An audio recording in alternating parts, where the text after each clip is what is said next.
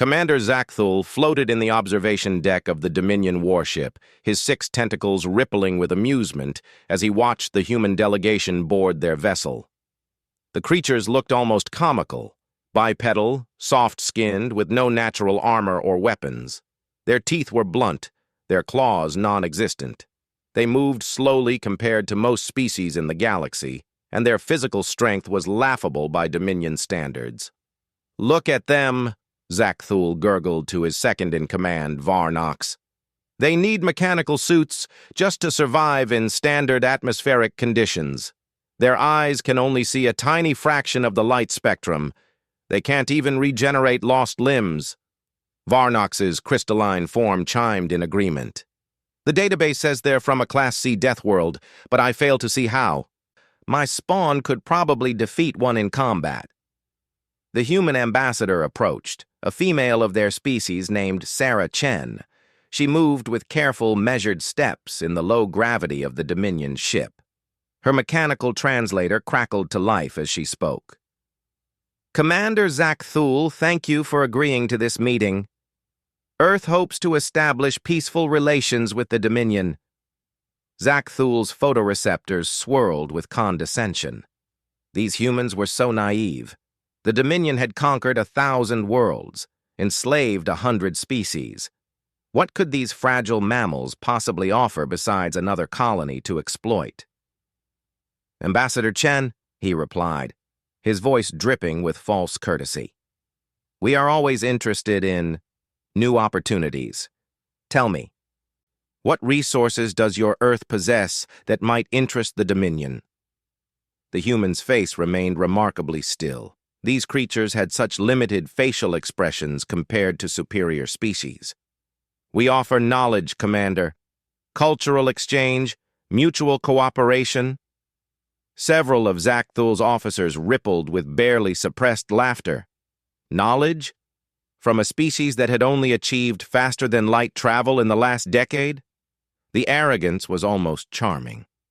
"I see," Zakthul said. "And what if the Dominion decides your world would better serve us as a mining colony? Your people as laborers?" Ambassador Chen's eyes, those strange wet orbs that humans used for vision, remained steady. "That would be unfortunate, Commander, for everyone involved." Was that a threat? From this soft little creature that would snap like a twig in Zakthul's grip? He found it amusing rather than insulting. "You must understand, Ambassador, the Dominion has never met a species we couldn't conquer if we chose to. Your technology is primitive, your bodies are weak, and you number barely 8 billion on a single world. We control entire star systems." "Numbers aren't everything, Commander," Chen replied calmly. "Neither is physical strength." Zakthul dismissed her words with a wave of 3 tentacles. Typical mammalian bravado. He'd seen it before in other weak species, right before they surrendered or were crushed. These humans probably had some primitive warrior culture in their past, like most species, but they clearly had no concept of real warfare, real power. The meeting continued for another hour, with the humans proposing trade agreements and cultural exchanges, while Zakthul mentally calculated how many warships it would take to subjugate Earth. Not many, he concluded. Perhaps a dozen, just to be thorough. Their military technology was at least a century behind Dominion standards. As the human delegation prepared to leave, Ambassador Chen turned back one final time. "Commander, I hope you'll consider our proposals carefully. Humanity values peace, but we've survived our death world for hundreds of thousands of years. That should tell you something." After they left, Varnox shimmered with mirth. "Did she actually try to intimidate you, Commander? How quaint." "Let them return to their soft world," Zakthul replied. "If they have anything of value, we'll take it. If not, they'll make acceptable servants. Send a surveillance probe to follow them. I want to know everything about their defenses before we make our move." The bridge crew began plotting conquest strategies, discussing the minimal force needed to break humanity's spirit. They talked about which continents to strike first, how to best terrorize the population into submission. It was routine work. They'd done it countless times before. Zakthul settled into his command throne, already dismissing humans from his thoughts. Just another weak species to be catalogued and conquered. He'd fought the crystalline warriors of Kepler 442, whose bodies could shatter steel. He'd battled the hive minds of the Nexus cluster, who commanded billions of drone soldiers. He'd even survived an encounter with the dreaded Void Hunters, beings of pure energy who fed on consciousness itself. Compared to real threats, humans were nothing. Soft, slow, fragile things barely worth the effort of conquering. Their ambassadors spoke of cooperation while flying in ships that still used fusion reactors, technology the Dominion had abandoned centuries ago as primitive. The surveillance probe departed, following the human vessel back toward their homeworld. Within a few cycles, Zakthul would have all the intelligence he needed to plan their subjugation.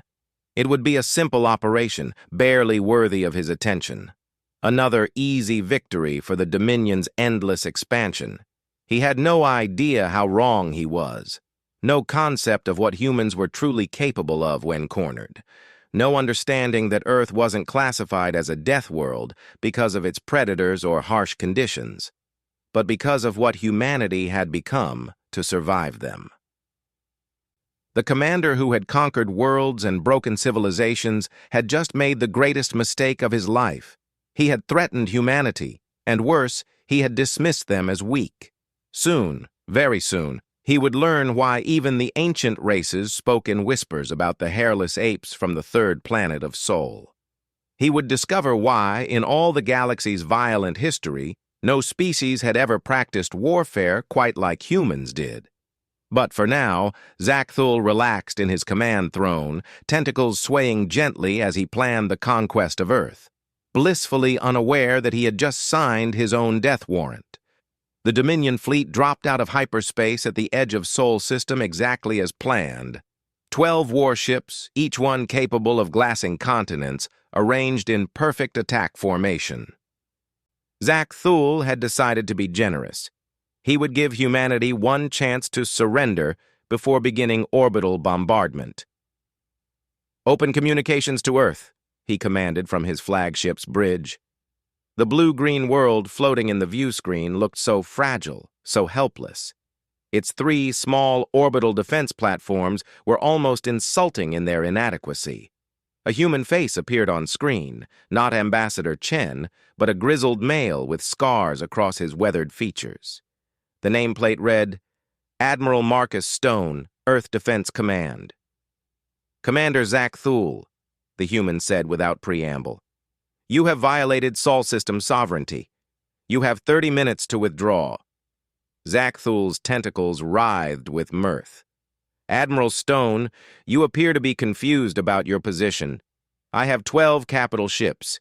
You have 3 platforms that our sensors indicate are powered by fusion reactors. Surrender now, and your species will be treated well as servants of the Dominion." The Admiral's expression didn't change. 29 minutes, Commander." "You dare threaten me?" Zakthul's voice rose to a shriek. "I'll destroy your platforms first, then your cities one by one until you beg for mercy." 28 minutes and 30 seconds, Stone replied calmly, then cut the transmission. Varnox shimmered uncertainly. "Commander, their behavior is unusual for a species facing certain defeat." "They're in denial," Zakthul dismissed. "All species go through it. Target their defense platforms. Show them the price of defiance." The Dominion ships powered weapons, energy beams that could punch through mountains charging with deadly intent. But as they prepared to fire, something strange happened. The human defense platforms began to move, not away, but toward the Dominion fleet, and they were accelerating far faster than fusion engines should allow. "Sir, reading massive energy spikes from the platforms," a sensor officer reported. "Power levels are... This can't be right. They're reading higher than our own cores." Before Zack Thul could respond, the first platform struck. Not with weapons, but with itself. The entire structure slammed into the Dominion cruiser at a significant fraction of light speed. Its mass increased somehow by factors that defied physics. The cruiser didn't just break, it ceased to exist, transformed into an expanding cloud of atoms. "What in the void?" Zack Thul screamed. "They destroyed their own platform to kill one ship?" But the humans weren't done. The second platform had split into thousands of smaller pieces, each one a kinetic missile moving at impossible speeds. They swept through the Dominion formation like a shotgun blast, shields useless against pure mass and velocity. 3 more ships died in seconds, their advanced technology meaningless against the crude brutality of physics. "Return fire! All weapons!" Zack Thul commanded, panic entering his voice for the first time in centuries. The surviving Dominion ships opened up with everything they had, energy beams and plasma torpedoes filling space with deadly light. But Earth's third platform had done something impossible. It had somehow generated a gravity well that bent space around it, deflecting energy weapons into harmless trajectories. And from behind it came Earth's real fleet. They weren't the sleek, elegant vessels Zack Thul expected from an advanced civilization. These were ugly things, all angles and armor, bristling with weapons that looked crude but radiated menace, hundreds of them, pouring out from hidden positions throughout the solar system. "Where did they come from?" Varnox cried. "Our sensors showed nothing." The human ships didn't fight like any species Zack Thul had encountered. They fought like madmen, like berserkers. One human destroyer, its engines damaged, turned itself into a guided missile and rammed a Dominion battleship. Fighter pilots flew suicide runs, using their small craft as kinetic weapons. A human cruiser, torn nearly in half by plasma fire, continued shooting until its reactor went critical, taking 2 Dominion frigates with it in the explosion. "They're insane!" a Dominion officer shrieked. "They're killing themselves to kill us!" But it wasn't insanity, Zack Thul realized with growing horror. It was calculation, cold, brutal calculation. Every human ship that died took at least 1 Dominion vessel with it, sometimes more. They weren't just willing to die. They had planned to die, had built their entire strategy around the assumption that they would take casualties and turned it into a weapon. The flagship shuddered under impact after impact. The humans weren't just using energy weapons. They were throwing everything at the Dominion fleet. Asteroids turned into kinetic weapons, nuclear mines that had been drifting disguised as debris, even what appeared to be repurposed mining ships filled with antimatter. "Commander, we've lost 8 ships," Varnox reported. 60% of our fleet gone in 5 minutes. "Impossible," Zack Thul muttered, watching the tactical display in disbelief. "They're primitives. Their technology is inferior." A massive human dreadnought bore down on them, its hull scarred and pitted but still functional. It wasn't firing energy weapons. Instead, it launched what looked like primitive chemical rockets.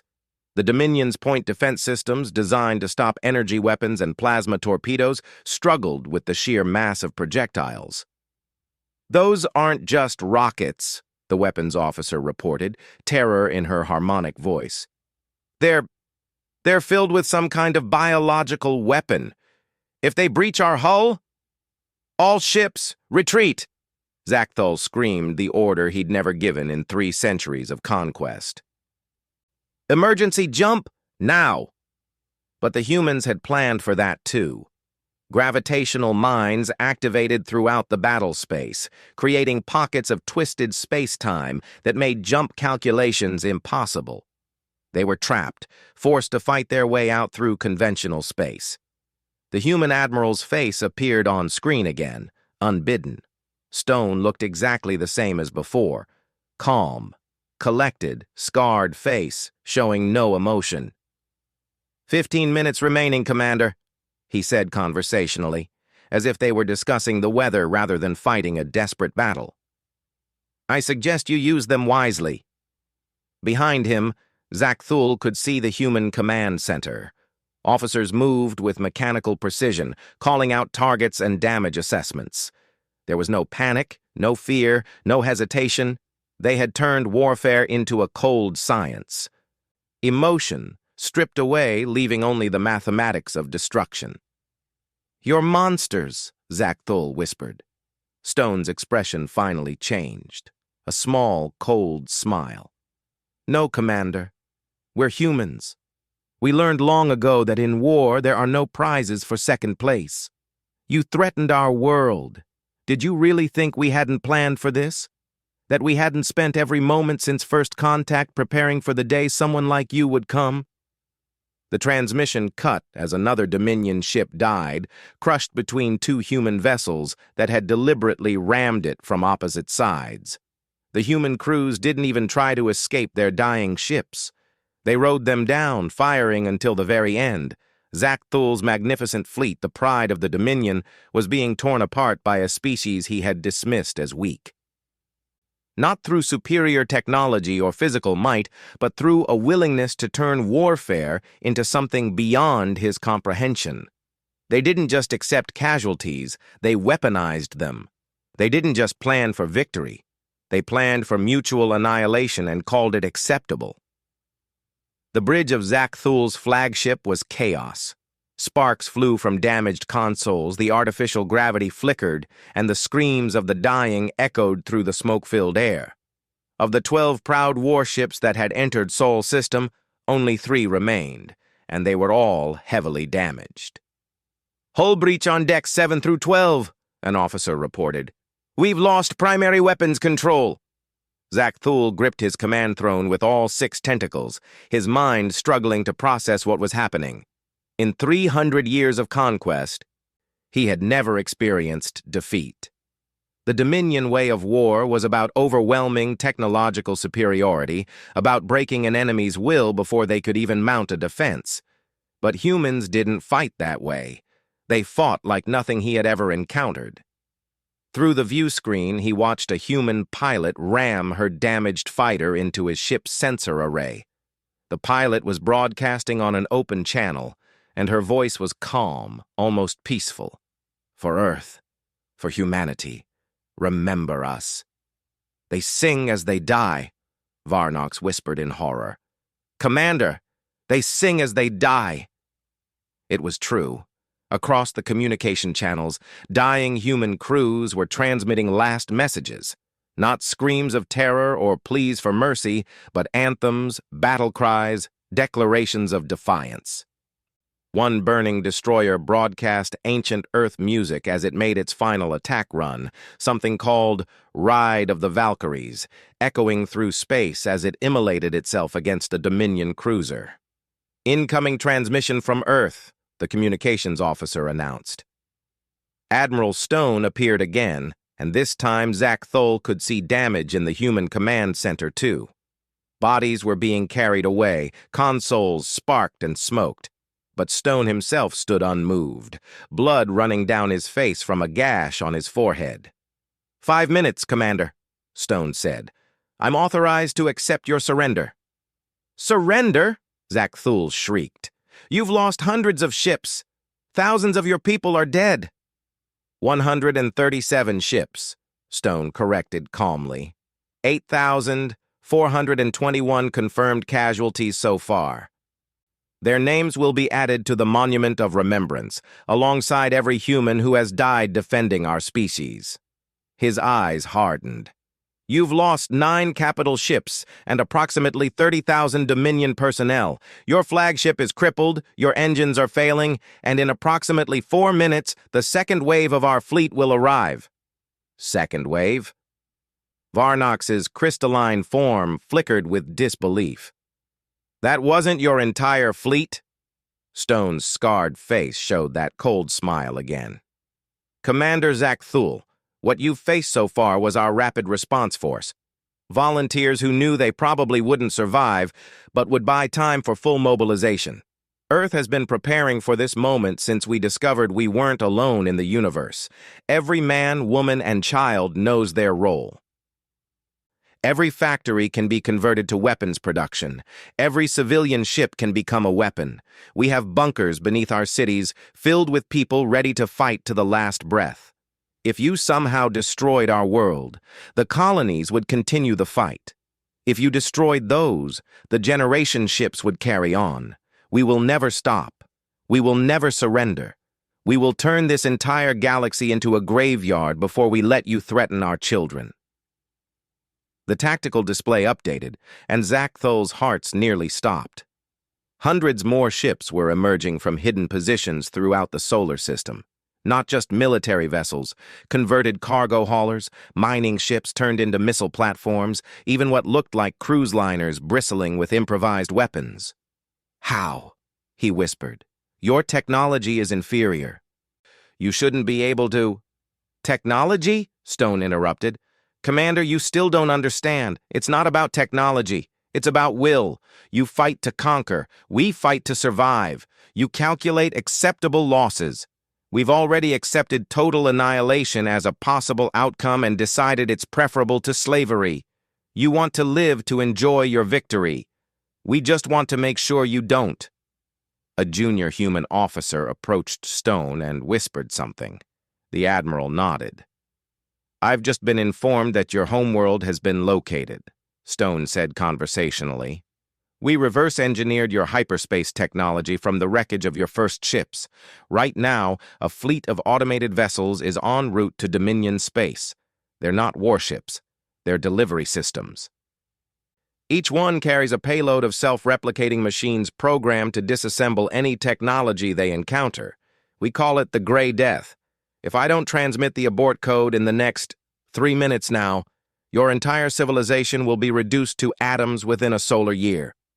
"You're bluffing," Zachthoul said, but his voice held no conviction. "Am I?" Stone touched his scarred face absently. "Do you know how I got these scars, Commander? Fighting my own kind. Humans have been perfecting the art of war against each other for millennia. We've split atoms to destroy cities, engineered plagues to eliminate populations, turned information itself into a weapon. We've done things to each other that would make your worst atrocities look like mercy. And that was when we were divided, fighting ourselves. You've done something no human leader has managed in 10,000 years.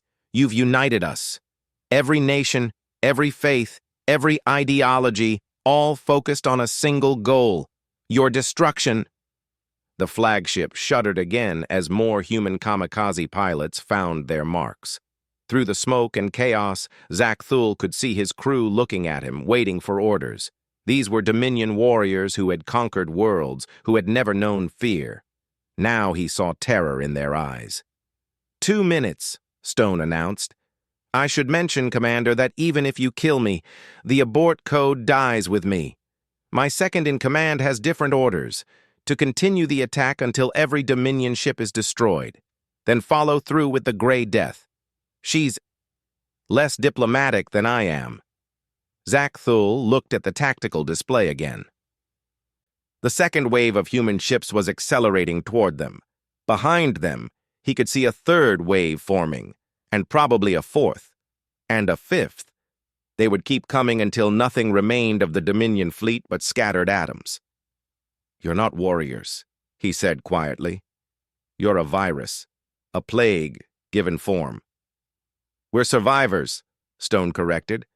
"Our ancestors climbed down from trees on a world where everything tried to kill them. We survived ice ages, supervolcanoes, plagues, predators, and most importantly, each other. We learned that when faced with extinction, there are no rules except one: survive at any cost. You threatened that survival. This is the result." 1 minute. Zachthoul's prideful armada was down to 3 crippled ships. His dreams of easy conquest had become a nightmare of blood and fire. The humans hadn't just defeated him, they had shown him a kind of warfare his species had never imagined, not the clean technological superiority the Dominion practiced, but something raw and primal and utterly terrifying. "Terms?" he asked, the word ash in his mouths. "Unconditional surrender," Stone replied immediately. Your ships will be disabled and towed to Earth orbit. Your crews will be interned until a formal peace treaty can be negotiated. The Dominion will acknowledge Earth's sovereignty and agree to mutual defense treaties. Any future threats to humanity will be met with the immediate deployment of the Grey Death to your core worlds. And if we refuse? Stone shrugged. Then in 30 seconds you'll be dead and I'll make the same offer to your successor, and their successor, and theirs. We have all the time in the universe, Commander. We've been preparing for this war since we first looked at the stars and wondered who else was out there. We hoped for friends. We prepared for enemies. 20 seconds. Zakthul looked around his ruined bridge, at his dying fleet, at the human armada that grew larger with each passing moment. He thought of the Dominion's grand civilization, 1,000 worlds that would be reduced to gray dust if these insane apes carried out their threat. He had no doubt they would do it. They had shown him they would burn their own ships, sacrifice their own people, turn their entire species into a weapon if threatened. "I accept your terms," he said, each word tearing at his pride like claws. "The Dominion surrenders." "Wise choice," Stone nodded. He turned to someone off-screen. "Transmit the abort code. All ships, cease fire. Medical vessels are cleared to begin rescue operations." The human ships stopped firing immediately, switching from berserkers to rescuers in an instant. Medical craft that had been hiding behind the battle lines surged forward, moving to assist both human and Dominion wounded. The transformation was so sudden, it left Zakthul reeling. "I don't understand you," he admitted. "You fight like demons, then show mercy?" "We're human," Stone said simply. "We can be both. We prefer peace, Commander. We dream of a galaxy where all species can coexist, learn from each other, grow together. But we prepare for war because we know not everyone shares that dream. Today you learned why Earth is classified as a death world, and it's not because of our gravity or our predators or our weather. It's because we evolved here. And anything that can evolve on Earth and reach the stars has already survived worse than anything the galaxy can throw at it." The transmission ended. Zakthul slumped in his command throne, watching human medical ships dock with his crippled vessels, bringing aid to the same crew they had been trying to kill moments before. He had come here believing humans were weak because they were soft, because they showed mercy, because they valued cooperation over conquest. Now he understood the truth. Humans weren't weak because they chose peace. They chose peace because they knew what they became in war. They had looked into the abyss of their own nature and decided to build a better way, but they never forgot how to fight, how to survive, how to turn their entire species into a weapon if threatened. The Dominion had conquered 1,000 worlds. Today, they had been broken by one, not through superior technology or physical might, but by a species that had turned warfare into something beyond comprehension. A species that could switch from diplomats to demons and back again, that could sacrifice millions to save billions, that could threaten genocide while offering medical aid. Humans. He had not feared them because he had not understood them. Now he understood, and he would fear them for the rest of his days.